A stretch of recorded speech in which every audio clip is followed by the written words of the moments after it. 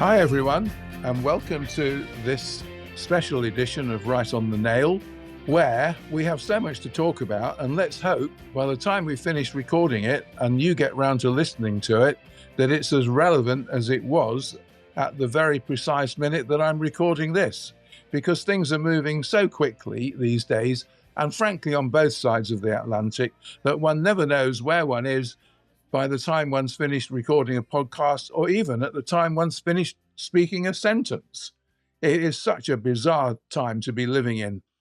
But joining me today to discuss the serious events taking place in the world as a whole, we have the highly acclaimed writer, journalist, and broadcaster Christina Patterson. We have the China correspondent and formerly the Middle East correspondent at the Times, Richard Spencer. And we have award-winning broadsheet columnist for the newspaper and many others, Yasmin Alibhai-Brown. And it's good to see you again, Yasmin. You haven't been with us for a while. Richard's been with us before, and Christina's a regular and a favourite, not just of me, but of people that listen to the podcast. So great to have you here. So we start off the conversation by saying, has anything happened in the last 5 minutes? And of course, yes, it has. There's always something happening. Let's just talk about where we are in the UK. Keir Starmer, is he responsible for his own demise, or is he just an unfortunate victim of circumstance? That's point one. Point two, should he quit? 3, who wants him to quit, and who benefits if he does quit? And 4, is there a game plan here that if he does quit, who takes over the government, and are we going to be any better off? Bearing in mind that the Labour Party do have a large majority, which is likely to sustain, and we're not due to have another election for nearly 3 years. Is Keir Starmer, is he responsible for his own failings then, Richard? To some extent, yes. I mean, he's just not a very good politician. Which using that term very specifically, I don't think he's a bad person, and I don't think he's necessarily, in some ways, a bad prime minister. I don't think he's done a huge amount that you'd say sent Britain into a tailspin or caused a lot of bad harm. I mean, you can look at other recent prime ministers. I mean, we could name names, but I don't really have to. You'd say they really, really screwed up here or there, or their actions had terrible consequences. Keir Starmer is just a bad politician in the sense he just doesn't have that feel for how to work with people, to sell policies, create coherent policies, and sell them to the voter and sell them to the public, and make sure that there's no backlash against him or the government or the policies themselves. So that raises the question of should we have someone else? And there I have a slightly different view, and I can see for that reason, apart from anything else, and indeed for the moral reasons over the Epstein affair, I can see why people want him to resign, whether that's a right-wing reason or a left-wing reason or a centrist reason or a non-political reason. But my fear about this is that he will resign for the wrong reason, and that actually will be very bad for everyone, because I think I've read 2 really interesting pieces recently about this Epstein issue and Starmer. One made the point that I was making, that he was such a bad politician, but very specifically that he kind of knew he was a bad politician in the sense I mentioned, and so he kind of outsourced all the politics. So he outsourced a lot of the machinations of politics to this guy Morgan McSweeney, who we've all heard of now, this his chief fixer, if you like, and the PR to Tim Allen, these classic Labour Party figures, these sort of eminence grise who don't actually appear on the front pages but are somehow supposed to do what in my childhood you used to call the beer and sandwiches and fags side of Labour Party politics. And they are, that kind of politics is really unpopular now generally. And so it always tends to go wrong. And the other thing I read, but by getting rid of Starmer, you're not going to get rid of that. You're just going to sort of have another iteration of the same thing, I think.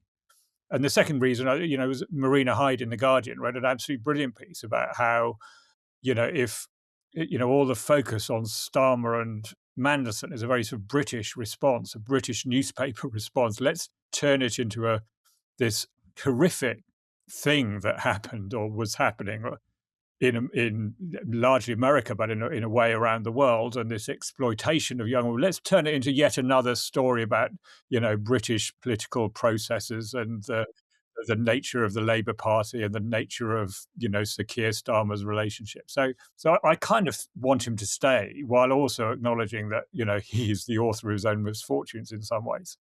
Yeah, I mean, Christina, you and I often share the same views. And so I'm interested to see what your views are. I mean, first of all, he hasn't been dealt a very good hand of cards. I mean, the things that the Prime Minister's got to deal with now, with Donald Trump in the White House, it's very different. The war's still going on in Ukraine, and whether there's a ceasefire or not, it's still going on in the Middle East. You've got the Iranian situation. Things at home, the economy, it's not improving. I mean, there's things there that they've inherited that they can't do an awful lot about.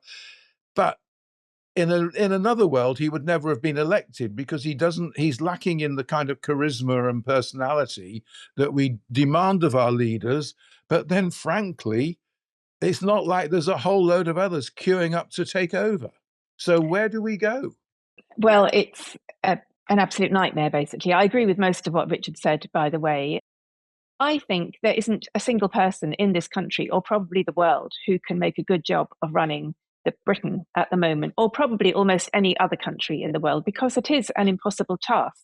If you are trying to balance the interests of the economy of the UK, which means getting into bed, metaphorically speaking, with people like Donald Trump, who is basically as corrupt as Putin. His one aim seems to be to enrich himself and his family. He's a racist, malevolent, terrible human being who, for some reason, has been elected in what is meant to be a democracy into the position of the most powerful person in the world, who is supporting Putin in a war on Europe at the moment, and who is basically kind of in charge of the global economy and slapping tariffs according to his latest whim.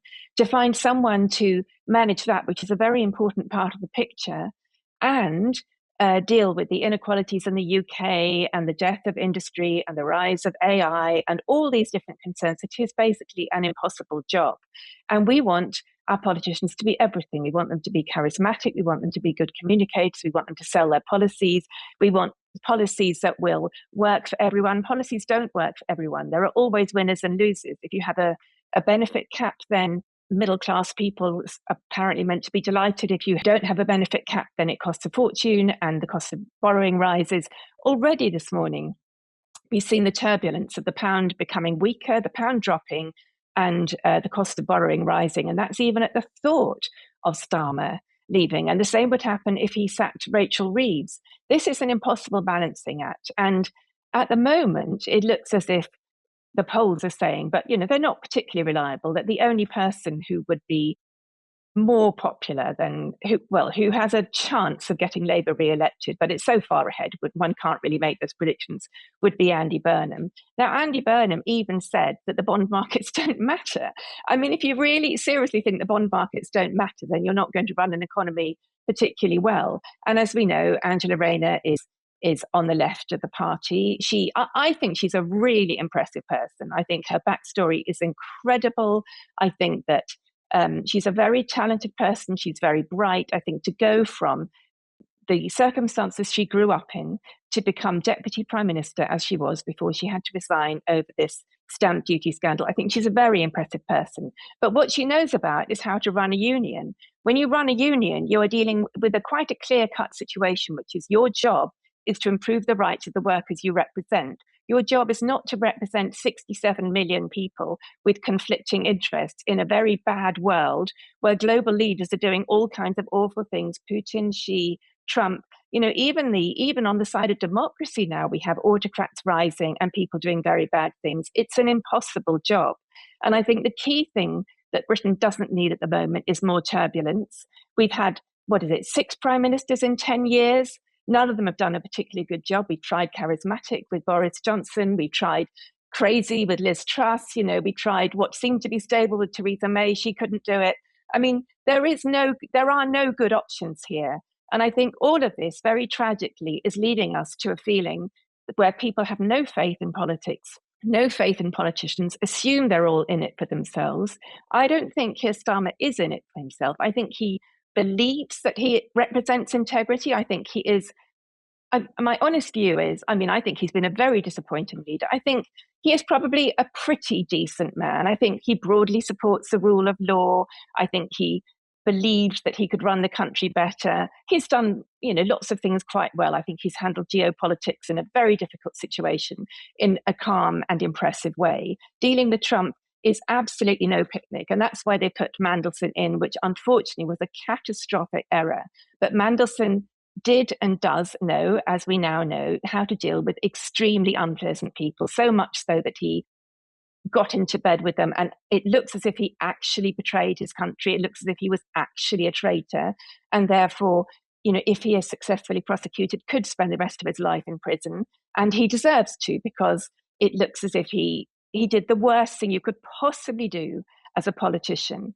So I think this whole thing is a tragedy. And I think the big winner is populists, basically. And it may lead us to Nigel Farage. And I think probably the key thing that Starmer stands for at the moment, and the key reason he would probably hang on, even though he is probably in a situation of agony or something like it, is because he thinks the worst thing that could happen to this country is for Reform to win and Farage to take over. And I agree with him. Right, well done, Christina. There's an awful lot you said there that resonates very strongly. Now, Yasmin, and talking about that, is there a right-wing media plot here? No, I don't want to answer that. I'm responding to what I've just heard from Richard and Christina, because I am actually quite unsettled by it. Okay? The idea that Keir Starmer is this honourable, decent chap, not a bad man. He might be. He loves his kids, clearly, and his wife. That's different. Okay? But from the minute he came to power, he never understood taking freebies from Lord Ali. Remember that. When the country was heartily sick of the Tories and their dishonest ways. Now, don't tell me that this is a man of integrity. He's a very intelligent man. I have met him over the years when he was a lawyer and often fighting human rights cases. DPP, Director of Public Prosecutions. Yeah, so I knew him. But the idea that he didn't understand that while the two-child benefit was going on, he had to borrow Lord Ali's penthouse so that his boy could revise. It started back then. The man, as far as I can see, and I think, some of us cannot forget or forgive, came in at a time to relieve us of that sordid 14 years and stepped right into the swamp himself. That's point number one. Point number two, the idea of him being, a decent, honourable leader, for me and for millions and millions of British people, it's his Gaza policy, his absolutely unconditional support for Israel, the laws against peaceful protest. Are we forgetting all this? Are we really going to say that didn't matter? We talk about Ukraine, but what he's done on Gaza and the laws in this country would have criminalized decent people who object to the way a population is being treated. Yes, so I'm saying that let's not rewrite history. The third thing is, these relationships that he's had, Lord Ali and Mandelson were best friends for a long time. Blair is the shadowy figure behind that. These are the guys who've kind of been working Starmer. And I do not want Starmer to carry on being our Prime Minister because he is so easily controlled, lacks, as Richard said, a coherent strategy, and he's dismayed so many people. The poor, old age pensioners, supporters of the Gaza struggle. And I don't want him there. I really don't want him there. Okay, so what you're saying, Yasmin, is basically what we're reading, and in most of the press, certainly the right-wing press, and I accept the points you're making, and I accept your opinion, and you don't want him to be Prime Minister. So who do you want to be Prime Minister? Andy Burnham.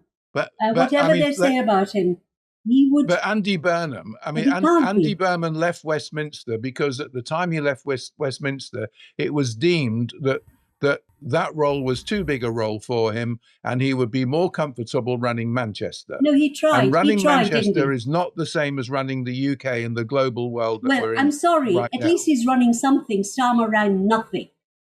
At least he's running something, and very successfully. And of course, the Starmerish wing of the Labour Party has kept him out. And I also think I agree with Christina about Angela. And I do believe she would be a better leader. And she's not just working for trade unions. You know, the whole renters legislation has been so impressive after renters and landlords have been left to do as they please. I mean, she is a grown up. She's a grown up. She would be better, but there are others. What a kind of failure of the imagination to think if we don't have Starmer, we can't have anybody else in the Labour Party. Well, we can have somebody else. It's whether we've got somebody else who's going to be a better leader for the country in the times we're living in. Richard, you've heard what the two ladies have said with very conflicting views. Now, what do you think, and who do you think would be the right person to take over as being Prime Minister of the UK if Starmer does quit?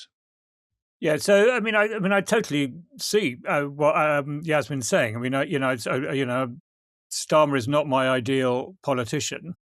My issue about if you replace Starmer, I don't think you're actually going to get a different kind of politician. You know, even Andy Burnham. I mean, he's built this new image for himself, but he was a Blairite, right? I mean, he rose under the Blairism wing, and he has that same sort of, you know, don't pin me quite down on policy. Let's sort of, you know, that sort of slightly, I find it slightly creepy, sort of, you know, I'm your mate type approach to politics, and don't listen to the detail that actually got us into this mess in the first place. I mean, you know, on a meta point, I think both main parties have got us all into this mess, themselves into this mess, the Tories and the Labour Party.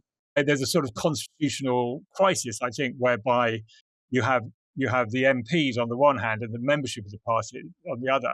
You have totally different competing interests and views and, you know, responsibilities. Actually, that's the most important one, different responsibilities, who therefore can't seem to come together and promote the right people into power, because there's this sort of inherent clash between what they want from a leader and their front bench. So, I'd say, yeah, I mean, I totally take your point, Yasmin, but I'd leave Starmer there until we've got a process for getting something better, not just someone better, you know. Or, I mean, right now you can't have Andy Burnham because he's not in Parliament. Yeah.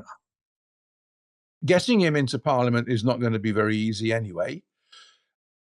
The Labour Party winning a by-election anywhere, I mean, there's hardly a safe seat right now. There was a safe seat, and that's not a safe seat. So you can't have Andy Burnham. So let's just imagine that we have no political affiliations, none of us, and we're worried about our country. We're worried about our economy. We're worried about who's going to pay the bills at the end of the week. And we're worried about our position in the world and the stability of the world. And we want someone to run our country. And we've got to pick somebody who's available, which means a Labour MP. Who do we want? I would go for Wes Streeting. But I think the herd has already moved on that, because I think the power in the Labour Party is shifting to the left. And I think it's likely to go to Angela Rayner, although, of course, she has still got the stamp duty issue to sort out. And according exactly. to... I mean, yeah, and that reinforces, you know, whether it was a genuine mistake or not. And as I say, I'm a big fan. I'm not a particularly big fan of her policies, but I'm a big fan of her as a person. I think she's an incredibly impressive person. And I think it was a great shame that assuming it was a mistake, that she made that mistake. But unfortunately, it does add to the narrative that all politicians are in it for themselves. And that's a particular shame, because broadly speaking, in terms of global league tables of corruption, this country has always been, you know, pretty low on corruption. And unfortunately, I think that has perceptions of that due precisely to things like that, and to the ridiculous Lord Ali clothes stuff. I mean, I think that was a catastrophic error. I mean, it was such small fry, but it set such a ridiculous tone at the start of this the government and instantly introduced a it was huge element of naivety. disappointment. It was naivety. It was naivety. And look, if we compare that to what Trump's doing, it is, an absolutely drop in the ocean. Of course, I mean, it is so far removed from what Trump's doing that, it's just staggering. Keir Starmer gets into trouble if he wants to go and see Arsenal and he gets a seat in the director's box or in a hospitality box. I mean, for Christ's sake, this is ridiculous. If he wants to go and see Arsenal, let him go and see Arsenal. I completely agree. If he gets a free seat, I don't care. Yeah. If they get a free seat to see Taylor Swift, I don't care. It's got nothing to do. In America, if Melania wants to go and shopping to buy a new handbag, she'll jump on Air Force One and she'll take a 60-mile trip from Palm Beach to Florida and no one bats an eyelid. I agree, real, I don't care. I don't care either. I think it's nothing. I think to get a suit because you've got to be in front of the telly all the time is nothing. But I think the tragedy is that, of course, it was taken. It's put in the same category as Trump's Bitcoin fiasco or his stuff with MBS in Saudi or whatever. And I think that is a tragedy. I think, as I said earlier, I don't think anyone can do this job. But if I had to pick someone at the moment, I think Wes Streeting is a very good communicator, a really exceptionally good communicator. I think that's probably the biggest demand at the moment. And also from politically, I don't think a left-wing person in the party will get Labour. I think it will drag Labour to the left, and I think Labour will not be re-elected. I think it's unlikely to be re-elected anyway. Yeah. But it has to remain firmly in the centre, and Wes Streeting is a centrist, so I would go for him. And I mean, do you think there is a right-wing media plot to bring down the government to get Nigel Farage to take over the country sooner rather than later? I think there is, personally. I think you there do is. think there is.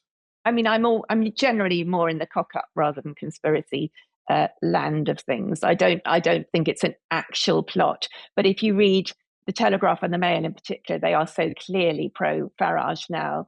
And even the Times, which is my favourite paper, I think they are the attack, the level of attack on Starmer is at times excessive, actually.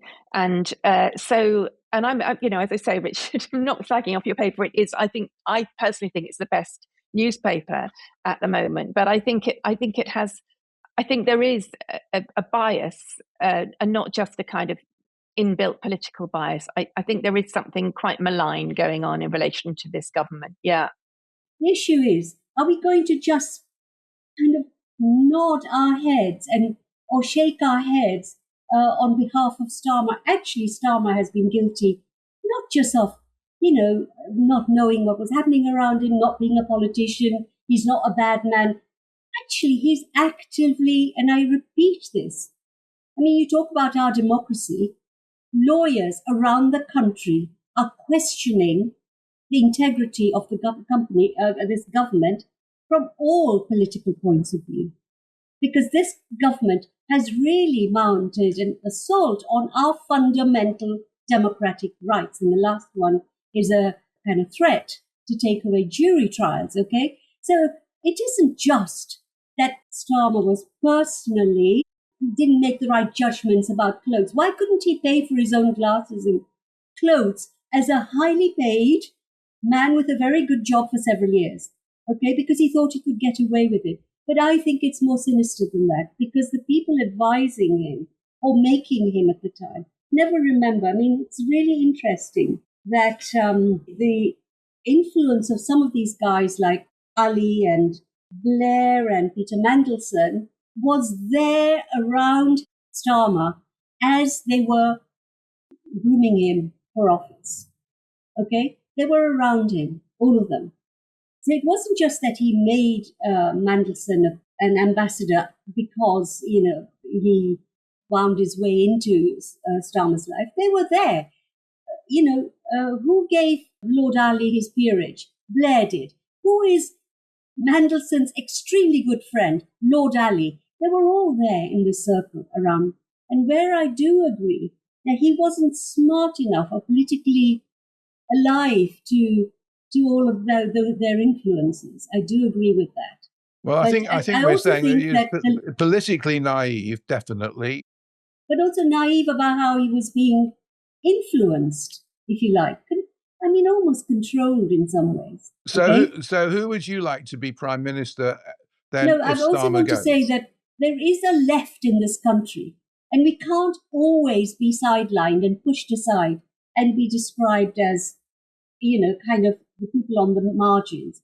In the last, and you can see how well the Greens are doing, and also Lib Dems. They're hardly on the left, but because there's a frustrated population now, which has had, frankly, enough of the right in terms of the Tories, but also the left-right in terms of Starmer. So there is a constituency that is also should be addressed in this democracy. We're not going to be, and I'm one of them, we're not going to be just pushed aside as what? Not relevant, not citizens? We have to be part of the solution. But if Starmer goes, a current sitting Labour MP will become Prime Minister. I've said Angela Rayner. I do. You'd like Angela Rayner, yeah. And you think she's capable of dealing with Trump, and with Ukraine. You know what? We should stop attaching ourselves just to American politics. We are more than America. We have other relationships. We are still, like it or not, after Brexit, deeply connected to the European countries. How is it that we just keep on banging on about Trump in America? We have to carve out a possibility. We have to do business with him. And Christina is right that Mandelson and Starmer found a way of, doing business with a very erratic and quite dangerous, awful leader. But that can't be the only qualification, surely. Richard, again, you've heard the two ladies with very differing views. I mean, who would you like to be our next Prime Minister if Starmer goes? And what do you think about what Yasmin is saying about let's forget America and we don't need to be worried about America to the extent that we are? Well, I mean, I don't want to put words in Yasmin's mouth. I don't think she was quite saying we shouldn't be worried about America. I think we're all pretty worried about America. Yeah. Yeah. I mean, actually, kind of, I think on that one, it's kind of the other way around, because I think my view is that Starmer's actually handled international relations quite well. I think other people would say the same, that, some domestic issues that he's fallen down, plus these, I don't know, I don't want to be slightly disgusting things like the Mandelson thing. I think, I mean, if you want a centre-left government, if that's what this is, but a Labour government to last the full term or as good as, and not be replaced and not encounter the same problems again. My fear with Angela Rayner is she's kind of a left of centre of the Labour Party. I wouldn't call her far left, but left of Labour version of Starmer. I think. People want to like her, and the same people that wanted to like Starmer when he was elected to power. People wanted to like him because he looked like the sort of person who was the sort of person we want as Prime Minister, particularly if you're on the centre or the left. A self-made person, someone who came up not from Eton and the rest of it, nor from the sort of machine school of Labour Party politics, that sort of graft away with whichever, factotum of power, Mandelson, Blair, Brown, whoever it is. Somehow that all kind of went wrong. And I think that would be the same with Angela Rayner. I mean, yes, of course, her offences, like the stamp duty stuff and the housing and the clothing, of course, it's not Trumpian, but it does reflect a sort of mindset that it says, I don't really sort of not interested in what the mass of the people think. And this is to answer the bigger question before the smaller question of who I'd like to replace it with. I think this goes back to my issue with the Labour Party, and there's a touch of not in what Yasmin says, but the sort of constituency that Yasmin appeals to. When my friends on the left of the Labour Party, when they talk, when they post their Substacks or their Facebook posts, or occasionally their articles in the Guardian, it's so dedicated to the internal process of the Labour Party, and we don't like Mandelson and what was he doing, and we've got to get rid of the Blairite wing, and how can we get forge an alliance between Momentum and disaffected Labourites who've gone to the Greens, and get back in and promote this thing. And and I think most people in this country look at this sort of discourse and say, what on earth are they talking about? What on earth are they talking about? Please speak to me. Particularly, the famous thing of, how do you get people who voted Conservative, was going on for all my adult life. How do you get people to vote for you who voted Conservative or Reform last time?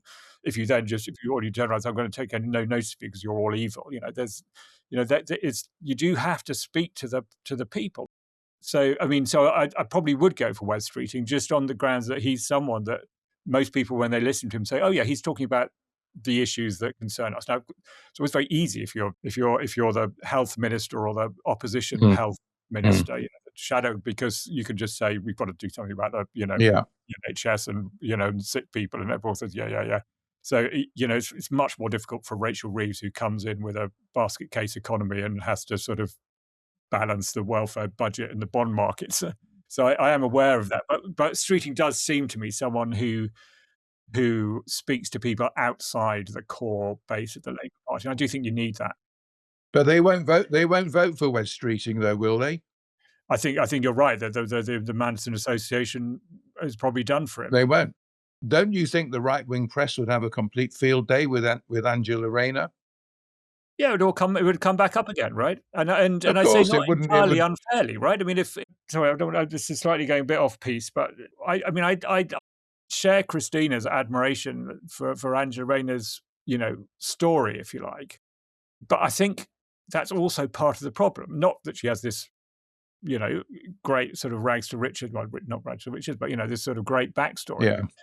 But that this is a narrative which is very beguiling, and if you're going to be prime minister or minister even, or even an MP, all you should be judged on is your record, and there is always this fear, I think, when you have these rags, that people are thinking, oh well, it's okay that I can do stamp duty because I've got this terrible background, and and I've got a disabled son, and so it's fine for me to do these little things on the side that make things a bit better for me, and people will understand it.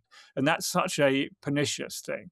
And actually, the great thing about the other side of Trump, the thing that explains Trump, we're all sitting there and saying, how can America vote for Trump with this awful person, this terribly corrupt person? But there's something about him where, because he's so shameless about it, it's like sort of he's selling a narrative, right? He's selling success. He's not saying pity me because vote for me because I've got a terrible background, or he's just saying vote for me because I'm successful. And sure, I've screwed over a few people, but you want that in a politician. If you want to, America's the greatest country in the world because occasionally we've had to screw people over, and that's why and that I'm not saying obviously that I want my politicians to be like that, and thank God we don't have a presidential system which makes that so beguiling and attractive to people. So thank God for that. But that's I think there's a sort of, I think there is a streak in people which finds the sort of Angela Rayner thing worse than the Trumpian thing because of this sort of a slight hypocrisy, or but even because it's so tempting, right? It's so tempting. Trump's a sort of one-off, whereas we can all see ourselves going down a Rayner path, if you like. And I think don't you think that I see looking, and I've got a lot of friends in America. I haven't been to America for well, actually, I was in America 2 or 3 months ago, but I spend a lot of time with American friends and talk to them wherever I might be, and I sense that with American friends in general, and that with people in general, most people are basically decent people, and it's all very well having this sort of agenda that Trump has and appealing to his fan base. But a lot of decent, normal, ordinary people, whether they're rich, poor, successful, not successful, whether they're religious or not religious, whatever, are basically decent people and expect a level of decency and compassion. And they don't necessarily subscribe to the fact that we're better off to have a world where we don't have that. And I'm not sure in the real world where Trump is heading in terms of his polling and his ratings because of his behavior. What do we think about that? I think that the video that he posted at the weekend and that he admitted to posting. He later said he didn't see to the end of it. I don't believe that, actually. I think at some level that was a kind of, this is funny, let me pass it on, even though it is the oldest racist trope you get, and pretty much the worst. I mean, just breathtaking. And I do Sky News a lot, as you know, and I saw Gillian Joseph, who's a Black news presenter, dealing with that story at the weekend, and I felt like crying, actually. I thought, to have to sit there, normally, often I'm on with her at weekends, and talk about this man posting this video, and Kamal Brathwaite and Kamali Melbourne, also another Black News Sky presenter, wrote about it on the Sky. I can't remember. I think he wrote about it on the Sky website, about his feelings about having to have the conversation with his 5-year-old that his mother had had with him after that video was posted. Utterly, utterly disgusting. And I do think that we have to admit that there is a cruel streak. There must be a cruel streak in American voters, as there is in, presumably most people, which wanted him to launch. He promised mass deportations.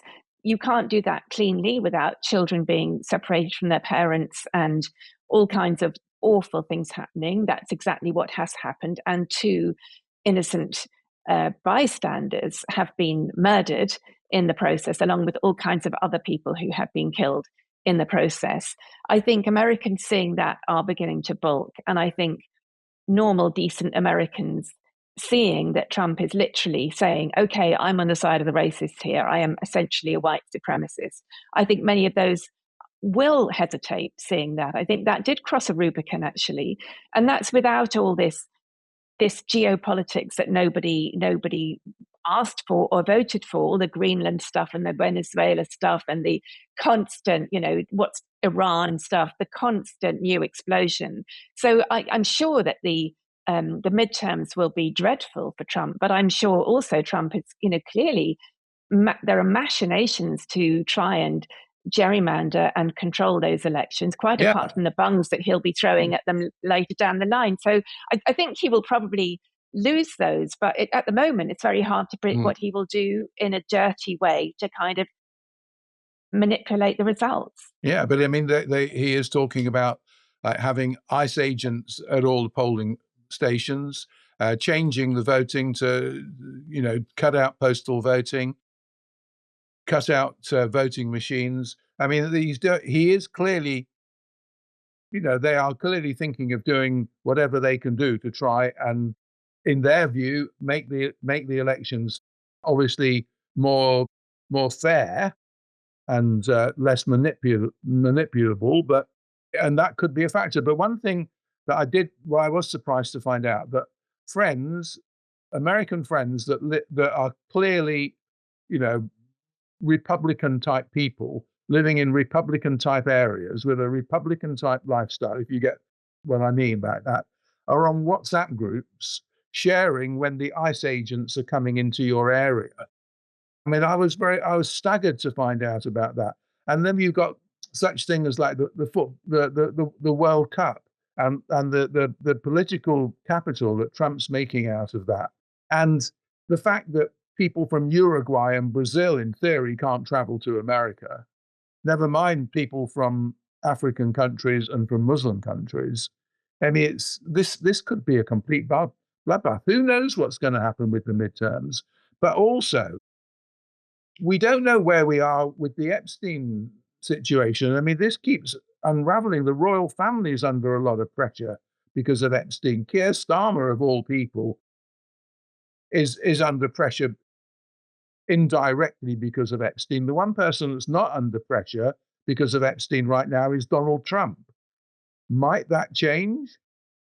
Can I just come back on a couple of things? Sure. I think even those, I have a lot of friends in America, even those who at one time, and I think quite rightly, said the Democrats under Biden and then with Kamala Harris were so detached from the lives of ordinary people.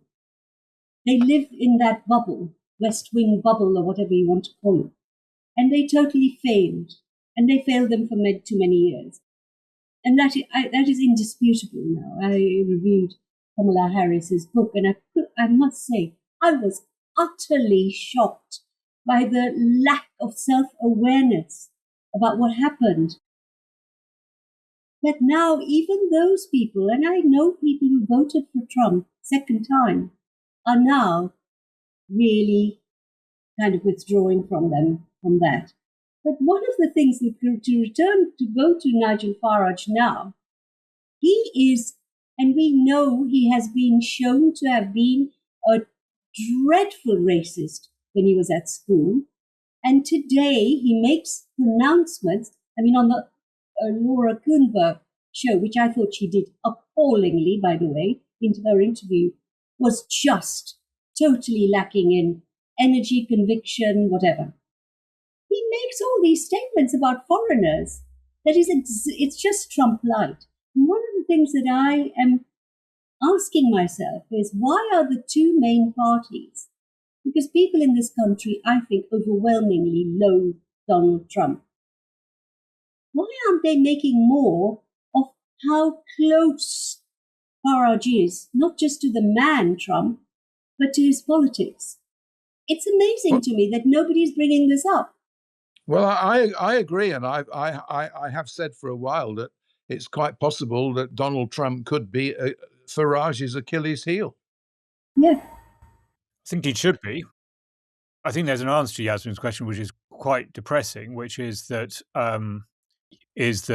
because Farage's voter base, the Reform voter base, is essentially, it's been drawn from former voters of both the main parties, Tories and Labour, is that neither Labour nor the Tories in different ways want to offend those voters. I think that's if you say, and it's a shameful consequence of our. I said I don't want presidential politics, but it's actually one of the difficulties of multi-party government system is that you end up with these slightly shameful things where a Labour Party who is presumably disgusted by Farageism and some of the things that Farage says are unwilling to call it out in case some of their voters think the same. I think that's the problem there. I've met the Reform voters in pubs and so on. I sit with them and I talk to them. And it's very uncomfortable for me as a brown woman, but I feel it's important to know. And it's at that point when I say, and they can be really racially insulting, including saying, we don't want people like you here. But when I say, so do you realize that Farage is only a British version of Donald Trump without the big power that Trump has? And then they kind of wake up from this reverie and they deny it. They say he's not at all like Trump. And I remind him of the things Farage has said, has promised to do. But it's interesting, if in small groups, if you just make that comparison, how it kind of revolts them. Well, exactly. And by the time we have an election, where will Donald Trump be? I mean, will he override the constitutional amendment and run for president again on some pretext? Will he run to be vice president to like a straw dog, as the president? I mean, we don't know. Or where will his popularity be? Because there is no doubt that Farage, as you say, Yasmin, is Trump light. And, the idea is, vote for Farage, you get Trump, and you get Trump controlling our agenda. But will Trump be around? We don't know. I mean, this is another aspect of the world we're living in. But it's another reason why, in terms of the big picture, the question, I think, is not who we would personally like to see as Prime Minister, because we all have slightly different political affiliations in this discussion. It's who will the country vote for that can keep Farage out? For me, that's the only question worth considering at the moment.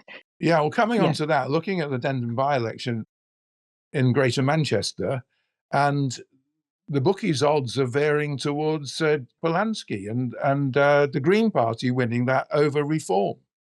Yeah, we are moving into, it seems as if we're moving into, and of course there are particular reasons for that, and it's a complicated constituency as well, because there's it's very mixed, and the Andy Burnham decision complicated things even more. But we are looking at I think we are looking at a much more fragmented political picture in the future with these, currently neither of the two monoliths, Labour or the Tories, are commanding very, very much in the polls, and Reform are 10 points ahead, which is obviously extremely worrying. So the Greens are not going to win an election in this country. That is just not going to happen. So I suppose the only question really, it seems to me there are three options for the next election, and a lot can change in that time. If the press didn't go so incredibly soft on Farage, and not even, it was really The Guardian who reported the endless reports of horrific racism at school. None of the other papers have followed that up, and nor really has much of the TV or radio media. No. So he is given, and his economic policies are totally illiterate. The child benefit cap, and only not for foreigners. It just makes no sense whatsoever. The sums do not add up. The bond markets would go mad if Farage got into power because the sums don't add up. And nobody. It amazes me that the Mail doesn't bother itself with the economics of it, but the Telegraph is meant to be all about money, and even the Telegraph, there's the odd lone voice in the Telegraph talking about that, but broadly speaking, the Telegraph, for reasons known only to itself, are allowing this steam train to go ahead. So this very charismatic, politically astute, but economically illiterate and full of conflicting policies guy is currently the favourite to be Prime Minister. That is the most terrifying thing to have happened in British politics in my lifetime. I think the Mandelson scandal is probably the biggest political scandal of my lifetime. And I partly think that with Starmer, the problem, I think he did make a catastrophic error, but I partly think the problem was his naivety. I think he probably didn't think, as indeed most of us wouldn't have thought, that anyone could be as wicked as Mandelson has proved to be. He, up to a certain point, maybe he bought the line that as a gay man, he didn't really involved. I mean, it's profoundly misogynistic, but they didn't really see or observe or engage with all the young women around who were clearly essentially sex slaves. You can buy that to a certain point, but I think all of us have been shocked that it looks as if Mandelson literally betrayed his country in giving government secrets away to another when he was business secretary. That is the most shocking thing I've heard politically in my lifetime. And the net result of the chaos that we've encountered, both from the Tories and currently from Labour, my current view is that what's happened in Labour isn't a patch on the Liz Truss incompetence and craziness. But unfortunately, it's being perceived the same way. And the Mandelson thing is absolutely an enormous scandal. And the net result at the moment is that we are going to end up with an economically illiterate, far-right, racist Prime Minister and government. So the Green thing, I mean, to me, that's a red herring. I know it's not actually a red herring, but this country is never going to vote for a Green government. So then you end up either with a Reform government led by Farage or various coalitions, which could either be a Tory Reform alliance of some kind, arrangement of some kind, or a so-called progressive alliance of Labour and the Greens, which, Polanski has said he wouldn't go into alliance with Starmer. Starmer probably won't be the leader by the next election, but also Polanski is also a very, very charismatic, very good communicator, and totally economically illiterate. He didn't even know the difference between debt and various very basic terms in terms of economy. So it's a very, very dangerous time for British politics, and I'm personally really depressed by it because it's very hard to see an outcome that isn't pretty bad in the next 10 years. Can I just make a brief point, two brief points? One is, one of the biggest problems with the current shape and arrangement of the Labour Party is the NEC and the tight hold it has over actually throttling democracy. They've got to change that, The fact that they parachuted Sweeney's wife into a seat, how corrupt is that? So that needs to shift a lot. And, I do think West Streeting is very good. The only problem he might have is that in the last few days, we've heard about this deal he's made with Peter Thiel's company for the health service. And, these things also need to be exposed and more. Having a 90% right-wing press does lead to a very dishonest account of what our politics is really doing and what it's about. There's no doubt about it. I mean, for the Times to run a front page magazine article about Peter Mandelson this week, I thought it was a spoof.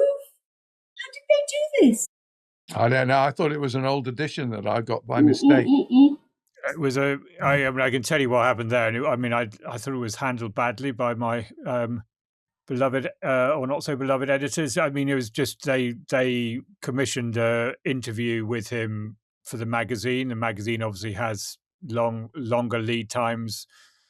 It was, I mean, I don't want to criticize my colleagues. It was a perfectly good political journalist who wrote it. I think it was a bit soft soap, even. I thought it was incredibly soft soap. So the point is, what I mean, it was incredibly soft soap, even though it was done before the latest scandal. Yeah. That's my point. It was. So, but then, of course, exactly. they then had this thing that this interview was actually, too late to rewrite for the magazine itself. Already, not exactly gone to the printers, but sort of already there, and they had a last minute scramble, and it just to deal with it, and it was a mess. When they saw the copy, they should have said, "Hang on a second," even though it was before before we saw the full horror. Yeah, I think it is. Anyway, that's. I mean, they could have changed it, couldn't they? I mean, even. Like I said, what they did was it was too late to change the print version, which went in the magazine, and so they published the interview. When they changed the interview, she rewrote the interview, but it was a bit of a sort of messy edit, if you know what I mean. It was like, totally. Here's this terrible, terrible thing, and then taking earlier copy, which having coffee in his lovely apartment. I mean, I know it was. It was a dog's dinner, basically. It was a dog's dinner. I mean, I thought it was one from a few months ago that someone had left in the postbox, by mistake. So, not our greatest day. I think. What my worry, going back to Trump, Farage, and I mean, the Gorton by-election, is the direction of travel, if you like. And I've always said about Trump is that he's a performance politician, and he's always saying terrible, terrible things, which are, and when until now, actually, until this ICE thing, I think, which is just mind-boggling. In the first term, famously, he taught this sort of mad game, but the actual policies were often like sort of pulled back from that. And people say, oh, well, he's very smart because he's sort of like throwing everything up in the air, and then the sort of the grown-ups around him sort of take the pieces, and it's shifted the policy in way which people want. And people wanted the sort of the blob to be attacked, and the military industrial complex to be challenged, and all the rest of it. That's the defense of Trump. And in one or two aspects, there is a bit of truth that even today, with the sort of the tariff war was completely mad, and I wouldn't have done the tariff war like that. But he was actually right about the imbalances in global trade that nobody had dealt with, and someone had to do something about. So there was, I don't think he got it right, but there was some little bit of crazy logic underlying that. I think what that argument doesn't pick up, and which a lot of us don't pick up, is how he is shifting the mood music of what is acceptable. And that's what frightens me about the whole Farage thing, and indeed in American politics, is that, I think he's always testing to see what he can get away with, for sure. Yeah. My suspicion is that he won't stand for another term. He's going to be. No, I don't think so. He's already kind of half doolally, and I think there's a bit of him which knows that, and I think come the next time round, when is it, 2028, and he's 82 or 83 or whatever, I don't think he would be allowed to stand, or I may be wrong, but my fear is that he has laid the ground for J.D. Vance, who is a straight down the line. I'm not going to compare him to Hitler, because that's always a mistake, but he certainly has the air of his fascist ideologue. I agree completely. And he's Well, normalised yeah. that. France now seems sane and rational compared to Trump. And I wouldn't even say that Farage is Mussolini, but the effect abroad is that, as a bit like Yasmin's people in the pub. Oh, well, Farage is not as bad as Trump. And kind of, he's right. He's not as bad as Trump, but, Trump's made things acceptable that would never have been acceptable in British politics 20 years ago. And that's where I fear that we're all heading. Yeah. And on the left, just one more thing, the Zach Palensky effect. It's all part of the same thing. And the fact that the left think, it's so much, the right is so much about the feels, right? The reason that fascism works is it somehow appeals to something deep within you that it is beyond logic, some fear or, sense of change and that things are getting out of hand.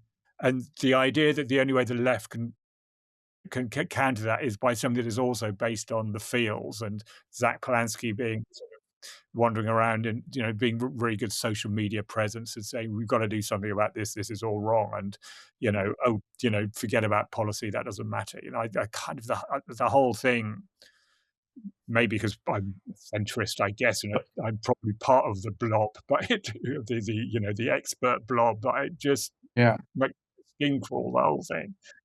But that's the world we're living in, and that's the landscape now. That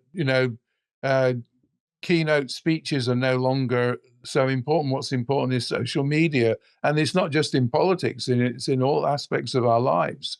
And that's why, Donald Trump runs the government by posts on his own version of Twitter, whatever it's called, Truth Social. And one thing is, if the grown-ups take away his iPad, you could be living in a completely different world. And I think that's what happened the other night. It's normally first thing in the morning that he's posting his tweets when he gets up, but for some obscure reason, he was doing it at midnight. Well, let's say he was. Let's assume he was, although it was, He said he was. So we'll no doubt find out some junior staffer who's going to get fired, but we probably won't. Anyway, to wrap up, and we've asked this before, and this is we've kind of almost got there, but let's say here we are in February 2029. There's been a new election in America. We haven't had a new election in the UK yet. Who is Prime Minister of the UK in February 2029, and who is President of the United States in 2029? And you've all got one guess in each category. Okay, I'll do America first. First. I fear it's going to be J.D. Vance, but I cannot bear to say that. So I'm going to say Gavin Newsom. Yasmin? I don't think it will. I don't think it will. Do that. No, but if you don't think it will, who do you think it will be? No, I'm saying I can't guess. Do you think? No, I can't do it. I just want somebody better who reflects and represents all the people of this country, if it's going to be somebody from Labour. And I don't agree with Christina that the Greens are sort of a kind of crazy, unelectable group. I will vote Green for the first time ever, although our local Labour MP, Rupa Huq, is a wonderful local MP, and a good friend of mine. But I cannot vote for Labour while this man is in charge. But that's all I can say. So, Yasmin, will you, if you know that your vote will basically get Nigel Farage in, will you do it anyway? Yes, because I can't, in all conscience, especially after Gaza, vote for Starmer. You prefer to have Farage running the country? That's unfair. I'm not voting. No, it isn't unfair, because that's Farage isn't going to get into my constituency. No, I'm talking about the country. For Farage here. So I will be voting for the Green Party. Also, I think it's very unfair to talk about the Green Party as if, they're kind of, like I said, Julali group of people. They're not. They're serious, and a lot of us do want us to become more green. What would really help us save our country is PR. It's such a shame. We lost that all those years ago. Well, we're in a way, we're quite close to it, the way things are moving, and inadvertently. And of course, it'll be interesting to see. I mean, we talk about, oh, you can't take them that seriously. But if they do win the by-election, if Zach Polanski does win the by-election, then maybe we will start taking it seriously, and we will start thinking, hang on, you know what, the next election could be Green against Reform, and the others are so discredited that they're not a factor in it. But I mean, finally, Richard, my question was, who do you think, not who do you want, but who do you think will be President of the United States and Prime Minister of the UK 3 years from today? Yeah, I kind of, on the US thing, I'd kind of echo Christina, and that my fear would be JD Vance. But I try and be optimistic, and I also, go back a few minutes, I kind of think that there is this anti-Trump backlash amongst, exactly as you say, Republicans who sometimes, holding their noses a bit, voted for Trump and now say this is beyond the pale, and maybe they will vote for Democrat this time just because, to put this era behind them. I think it might be Gavin Newsom. I think the American system is also very likely to throw up some governor that someone like me, who's not an expert on American politics, hasn't heard of, particularly that can come through. They can very easily come through the middle in the American system, and I'd like to put my money on a Democrat governor that I've never heard of. I think that would be what I'd say. In Britain, it's really close to call. I think it is unfortunately possible that Farage could be elected. I actually think it is actually quite possible that Kemi Badenoch might be the next prime minister if Labour really does carry on and imploding. There is a constituency of disgruntled centre-right voters who might gradually start to become disillusioned with reform, not like the alternatives. Sort of somehow, Kemi Badenoch's become, in the last few months, she's become a lot more confident. I'm not a particular fan of the way she has, turned the Conservatives into reform light, but I think you can't rule out the possibility that, come an election, that is, how often have we seen new parties come through and then fall away because the system so much favours the two big parties that when people are faced with, who do you want to be the prime minister, it comes down to the Labour person or the Conservative person. I think that's entirely possible.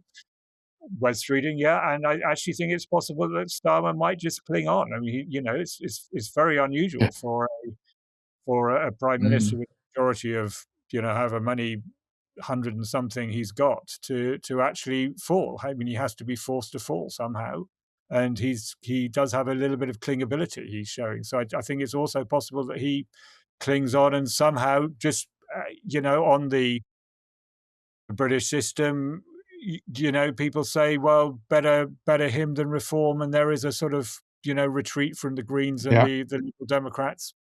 You could well be right, and I almost agree. Okay, so I think we've nailed it.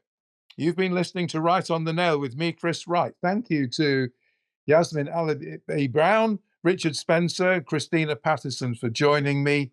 If you enjoyed the episode, please share it with your friends and family, and make sure you hit the follow button on your podcast app. The podcast is produced by Tom Platz at soundsapien.com. Thank you all for listening, and catch you in a month's time, and who knows where the world will be then. Thanks for listening once again to Right on the Nail.